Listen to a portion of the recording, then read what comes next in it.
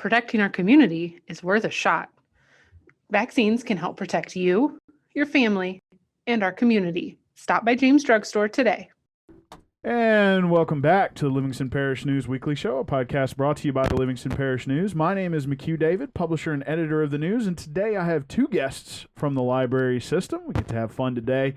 We're going to be talking a little bit about each one of them individually, and then we're going to see if we can't get them to basically have a conversation among themselves about what they do at the library. It's going to be fun. So, to get it started off, we're going to let them introduce themselves so anybody listening can put a voice to a name. So, of course, we're going to start with ladies first. On the viewer's left, on my left, please go ahead.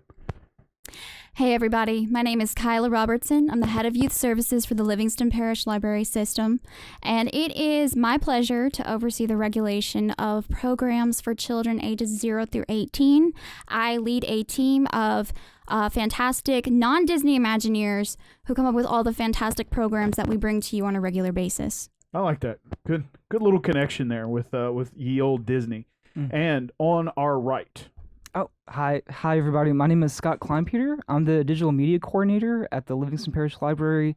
I run the digital media lab. So what that means is I help people. I train them how to use our software and the equipment in the lab to create digital content, and I'll also help them troubleshoot any little issues that they run into along the way.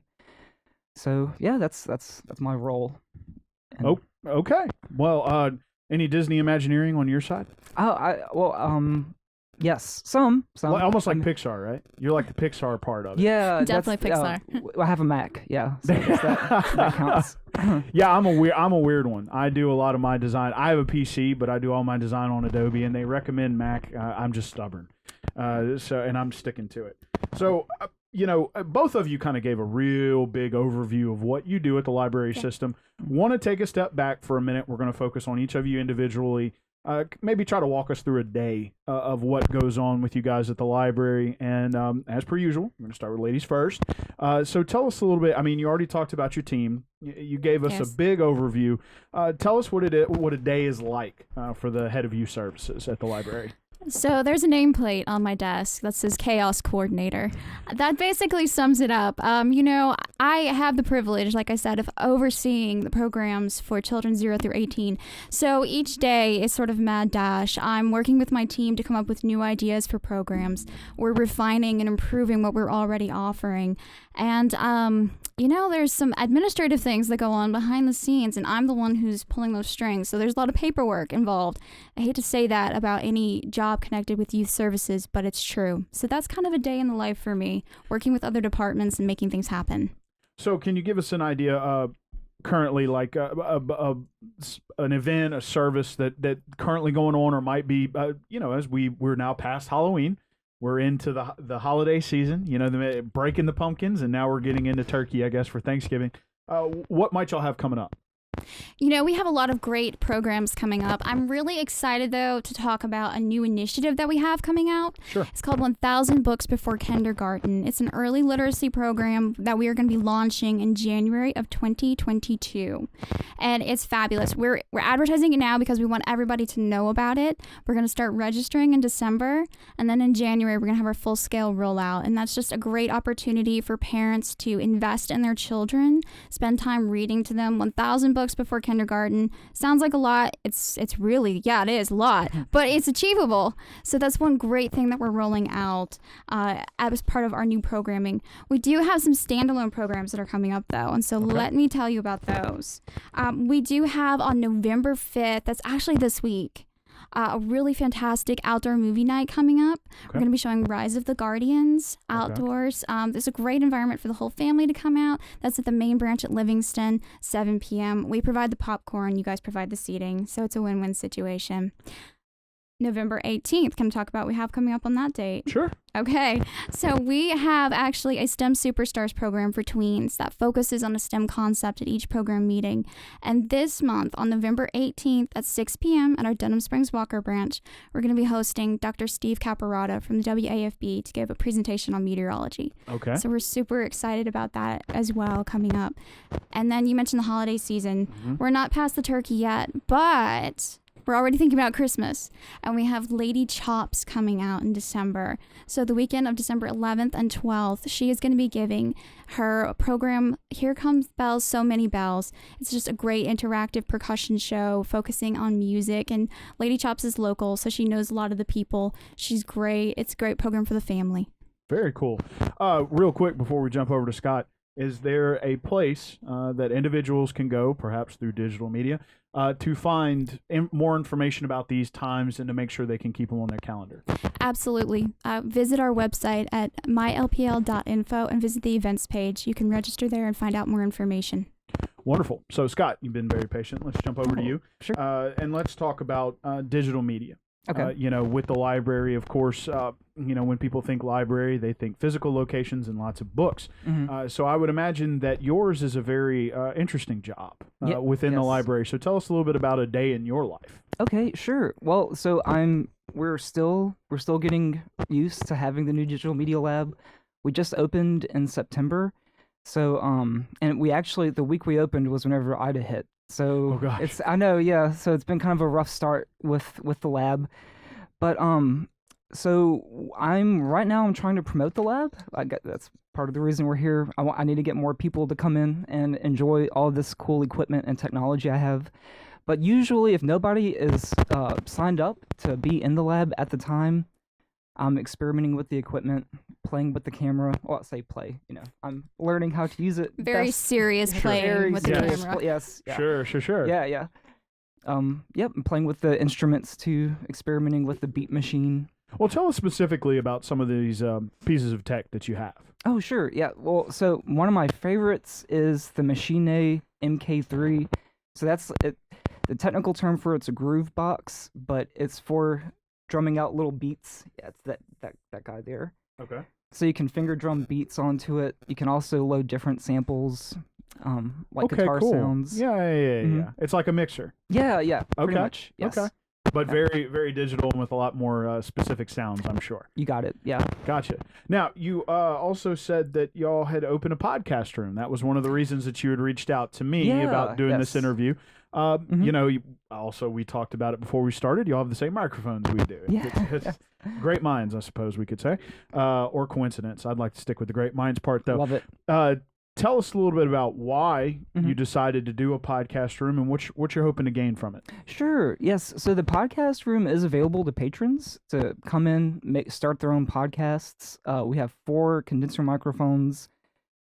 We use the Rodecaster Pro, which is basically a mixer, but it's especially designed for podcasting. We record everything onto Audacity, so if people come in there to work on their podcasts, they can take it with them. It's very easy to edit podcasts as well with that software. But yeah, so we opened the room because we wanted to make this sort of equipment available to the public. It's fairly sophisticated equipment. Not only can you use it to make your own podcasts, but you can learn with it. It's a great learning opportunity. So, What kind of camera do y'all have? yeah, we have a Sony, Alpha 6100. Okay. And so it's a 4K camera.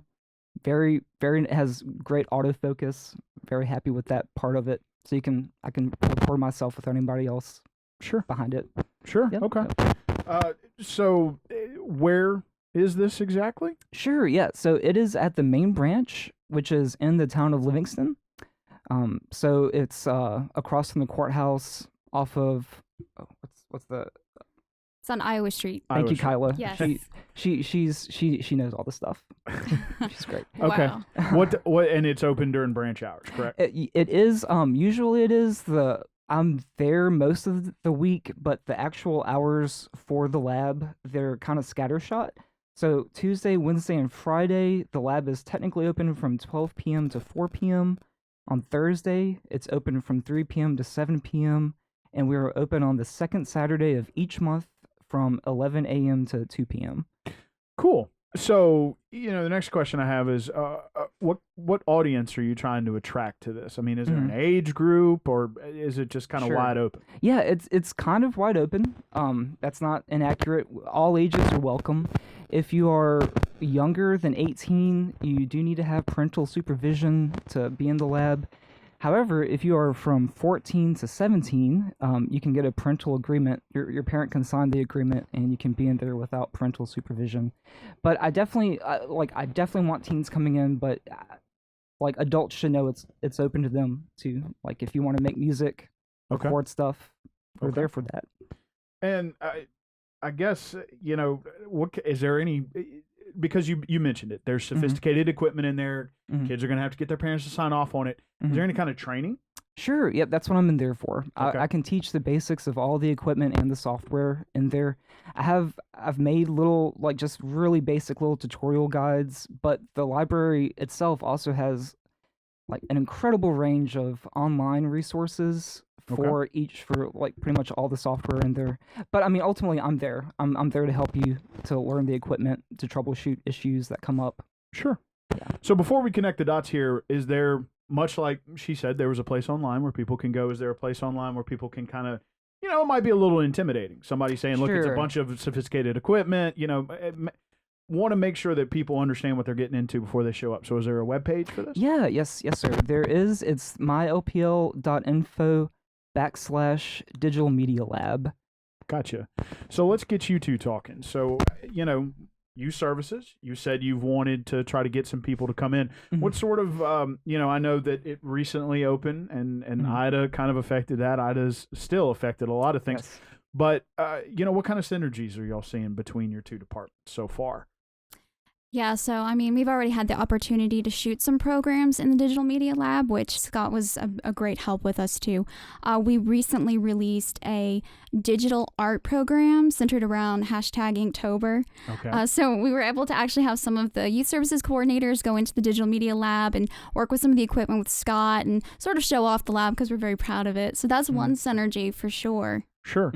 When you took the job, what was your expectation when you were coming into it, kind of thinking, how can I work with, say, youth services? What were you thinking? Sure, yeah. So, well, I mean, I remember being a teen in Walker, and I had to figure out all the music production stuff by myself in my bedroom. I mean, from junior high onward. So at some point, I would like to try to have a program where I can go to different branches and show them like some very basic introduction to music production. I mean, a lot of this stuff is very inexpensive if you want to do it on your own. You can come to the lab and make really high quality stuff. But I remember figuring it out, and I want to be there for other people to help them. Sure. Maybe be a helping hand. Yeah, instead of them having to figure it out themselves. Which of course lends itself to maybe being a little intimidated by it. Obviously, Scott's going to be there to help you through it. Yes.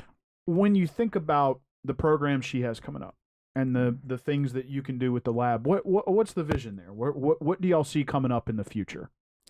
When I found out about the Digital Media Lab, I was so excited because I saw all the possibilities for teenagers. Obviously we want to give opportunities to younger participants, older participants. We're not trying to push them out of the lab, but teenagers especially, there are so many opportunities for cultivating digital citizenship, having the opportunity to transition from being not just media consumers, but becoming media producers and finding out what goes on behind and learning about the process and actually being content creators. So I personally see a lot of synergies toward working with the lab to help our teenagers achieve their creative dreams. And that is an interesting way to put it. I kind of like to hear from both of you on this one. What's your definition of a digital citizen? Someone who's ethically able to comment in digital format on current issues or issues pertinent to them. Wow, Kyla, that's great, because I was just thinking like over 1,000 followers. That was my. That helps. So somebody that has a very clear digital presence, right? Yeah. Sure. So I am not a digital citizen. Neither am I. Yeah. No, but yeah. My wife is, but I am not. So yeah, I mean that's kind of interesting because I think as we move forward, especially with the library, it goes back to the initial conversation we had. Right? Libraries are considered to be these physical locations with tons of books, but as we move into a digital age, that's definitely where things are going, and, Yes. and it's interesting what you said about being in production. Yes. Currently, I know that they're trying to expand the program to other schools, but Denham Springs converted the old Southside Elementary to a STEM center, Yes. and they do have digital production classes there. In fact, my son took a couple of those with Mr. Lombardi. Have y'all had any discussions with him about any kind of partnerships or synergies? Sure. Yeah. As a matter of fact, some of the people at the Livingston Parish STEM Center, or I'm sorry, the Denham Springs High School STEM Center came by. They looked at the lab. We had a conversation. I think like the big takeaway that we got from that conversation was that like we have the sort of how do you say it, like we have like the more indie stuff at the library. Like, I mean, you know, we have the beat machine, we have the synthesizer keyboard. Like, if you want to make kind of like pop music, like that kind of thing, Sure. that's kind of our corner. What Okay. we can offer. I mean, but like they have great stuff going on at the STEM Center. Too. Sure. Like, So I guess you know, if we're trying to make a comparison based on what I just heard you say, it may be more with well, I call him Johnny, I know him, but with Mr. Lombardi, they're doing a lot more video and things of that nature. You're looking more for musically inclined and voice and audio. well, I believe that they have like a really nice. They have like. I'm afraid I haven't actually seen it yet, but from the impression I got, like they have really high quality production equipment there. But we have video. We also offer the video. Sure. I guess my background's more in music, so that's usually what I think of more Sure. often. But Sure. we offer some, some other Okay. neat things. Well, I was just more of a curiosity Oh, than sure, anything, sure. and see what kind of working relationship y'all had. Because Oh yeah, I think they're gonna have a fair this coming year. yes. Yeah, yes. So we're hoping to be a part of that. Oh, to cool. Be in there. Very cool. Yeah, they had one. They did have a fair that was a lot more based on robotics pre-COVID. Oh, I don't think it's made a comeback just yet. So, want to since y'all have both talked about what you do, want to ask, and we'll start with ladies first. Did you apply to work at the library, or did they ask you to come work at the library, and why did you make that choice? So it's an interesting story. I did apply. I applied for a different position, and they asked me to come back and interview for this one, which is the head of youth services position. So I definitely wanted to be a part of what was going on in Livingston Parish. I had the opportunity beforehand to kind of scope out the library system, and I was amazed at how much they're doing here, and I wanted to be a part of that. So why did I apply for this position? Because I love working with children 0 through 18, and I love empowering them and serving them through the community means. So working with them, working with their families, touching lives, that's why I'm in the library. Gotcha. Scott? Sure. So I've actually been with the library system for a long time. I was with them after I graduated college, and then I did some other things, and then I came back to the library system. But I applied for this specific job whenever I was already an employee because of my background in music. I showed the director some music I've made, and he liked it. And even if I didn't get the job, I was like, oh, he liked my music, so that's a win. But I did get the job. I have this is my favorite hobby that I have. I really enjoy it, and I really want to share it with other people. So your job is your hobby. Yeah. Yeah, you don't really work a day in your life, right? That's the saying, isn't it? Yeah, right. You do what you love, and you never have to work a day in your life. Lucky you. Does Giovanni know about this, Scott? Yeah. Well, I guess he will. Don't get too nervous. Okay. Sorry. Yes. So loosen this tie. Well, going forward, I don't know if y'all have brainstormed, but we've talked sort of about what y'all might be looking for. Anything else that y'all have considered in terms of a synergy between your two departments before we wrap it up here? Well, what's the youth coordinator at the Albany Springfield branch reached out to me, and we may be doing some more graphic design courses because the library offers graphics tablets that you can check out through the learning kits, and I have one of those in the lab too. So we're looking at maybe having a little in-person teaching session. Okay. For digital design. Okay. Anything you can think of from your standpoint? We're exploring the idea of further developing the opportunities for teen advisory boards. Teen Advisory Board is a volunteer program that we offer through the library for teenagers. They have the opportunity to come out. They give advice and feedback on program ideas. They're also able to contribute through service, so coming and helping with programs, giving program ideas, etc. So I can see the Digital Media Lab being another opportunity there in that we've had interest from the teen advisory boards in a newsletter. We're not sure whether we're going to go through with that or not, but I can see some possible synergies developing with Digital Media Lab. Sure. I can too. So, last thing we're going to do here is we're going to let you introduce yourself. But before we do that, I do want to go back to what we did in the beginning. Kyla, if you would, the website where they can go see everything, programs and that kind of deal, and a schedule. Yep. So they can know that. And then, Scott, we're going to come back over to you so you can, again, let people know the hours and where they can go to kind of get a little feel for it before they come in so they're not too intimidated. So, Kyla, go ahead. Yeah, so for more information about programs, please visit us at mylpl.info. Go to our events page. You can register for programs there and find out more about them. Also, please think about 1,000 Books Before Kindergarten. It's mylpl.info/1000-books. Scott? Okay, yeah. So the web page for the Digital Media Lab is mylpl.info/Digital Media Lab. It has all the information there about how to register, our hours, and my phone number if you ever just want to call and chat about digital media. I'm there. And so the hours for the lab we're closed on Mondays, but Tuesdays, Wednesdays, and Friday we are 12 p.m. to 4 p.m. On Thursdays we are 3 p.m. to 7 p.m. And on the second Saturday of each month, we are 11 a.m. to 2 p.m. Gotcha. Well, guys, we have gotten near a time, and I bet you'll be surprised when I tell you how long it was. But I'm going to let you introduce yourself, and I'm going to go against my Southern sensibilities. Scott, I'm going to let you go first. Okay. So, do I just reintroduce yourself? Okay, yeah. So my name is Scott Kleinpeter. I'm the Digital Media Coordinator at the Livingston Parish Library, and I run the Digital Media Lab. I'm there to teach you how to use the cool equipment we have.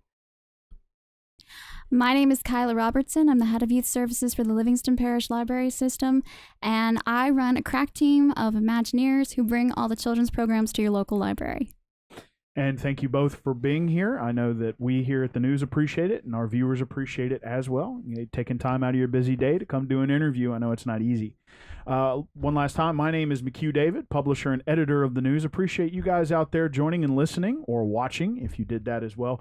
Please remember the News is on Facebook, Twitter, LinkedIn, Instagram, and YouTube. We are once a week in print on Thursdays at $7 a month to get that in your mailbox. We're also online, www.livingstonparishnews.com. We hope you enjoyed this show, and we'll see you next time.